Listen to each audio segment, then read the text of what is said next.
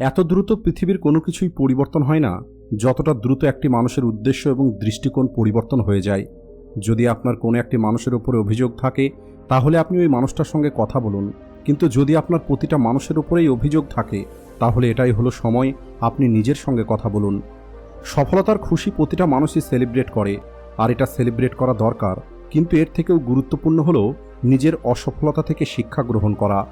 সমাজে অনেক মানুষ অনেক বেশি যোগ্যতা নিয়ে ঘুরে বেড়াচ্ছে, কিন্তু যোগ্যতার কোনো লাভ তারা অর্জন করতে পারছে না। এর কারণ হলো তারা পরিশ্রম এবং চেষ্টার পিছনে নয়, বরং এরা কেবল অর্থের পিছনে ছুটছে। একটি গাছ কখনো এই কথাটা ভেবে মন খারাপ করে না যে তার কতগুলো ফুল ঝরে গেছে, কতগুলো ফুল হারিয়ে ফেলেছে, বরং ওই গাছ সবসময় নতুন ফুল তৈরি করতেই ব্যস্ত থাকে। তাই আপনিও এই গাছের কাছে থেকে জীবন সম্পর্কে অনেক গভীর শিক্ষা অর্জন করতে পারেন। আর সেটা হলো, আপনি আপনার জীবনে যাই কিছু হারিয়ে ফেলেন না কেন, ওই কষ্টটা ভুলে গিয়ে আপনি নতুন কি করতে পারেন তার উপরে মনোযোগ দিন। আপনি কখনোই নিজেকে অন্যের থেকে দুর্বল মনে করবেন না, কারণ প্রতিটা মানুষের নিজস্ব একটি পরিচয় আছে। হ্যাঁ, এই কথাটা সত্যি যে সূর্যের সামনে একটি প্রদীপের কোনো ক্ষমতা নেই, কিন্তু অন্ধকারের সামনে এই প্রদীপের অনেক ক্ষমতা। আর এই কারণেই কারো সামনে হাত পাতার থেকে ভালো হলো ওই হাতটাকে আপনি কাজে লাগান। জীবনে যদি কখনো হেরে যাওয়ার মতো পরিস্থিতি চলে আসে তাহলে এই কথাটা মনে রাখবেন, আপনাকে আপনার বয়স ক্লান্ত করতে পারবে না, আপনার পরিস্থিতি আপনাকে পিছনে ফেলতে পারবে না। যদি আপনার ভিতরে জেদ থাকে তাহলে আপনাকে অসফলতাও হারাতে পারবে না।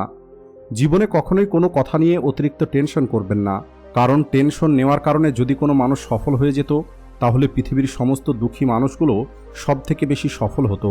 তাই আপনি কেবল এতটুকু মনে রাখবেন, ক্রাই করে নয় বরং ট্রাই করেই সফলতা পাওয়া যায়। আর এই জীবন তো আপনি কেবল একবারই পেয়েছেন, আপনি আপনার জীবনে কিছু হয়ে দেখান। আজ যদি আপনার সময় খারাপ যাচ্ছে তাতে কি হয়েছে, আপনি একদিন এই সময়কেই পরিবর্তন করে দেখান। দুর্বল মানুষগুলো তাদের অপমানের প্রতিশোধ লড়াই করে নেয়, কিন্তু বুদ্ধিমান মানুষগুলো এই অপমানের প্রতিশোধ সামনের মানুষের থেকে বেশি সফল হয়ে নেয়। জীবনে কখনো খারাপ সময় আসলে মনে রাখবেন, এই প্রকৃতি তার সঙ্গেই খেলাটা করে যে মানুষটা ভালো খেলারই হয়। তাছাড়া জীবনে তো হেরে যাওয়ার অনেক দরকার আছে, কারণ হেরে যাওয়ার পরেই জেতা ছাড়া আপনার কাছে অন্য আর কোনো অপশন থাকে না।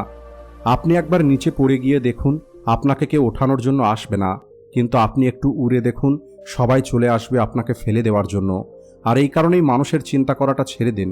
মানুষ আপনার সম্পর্কে যাই কিছু ভাবুক, যাই কিছু বলুক, আপনি কেবল আপনার লক্ষ্যের উপরে ফোকাস করুন।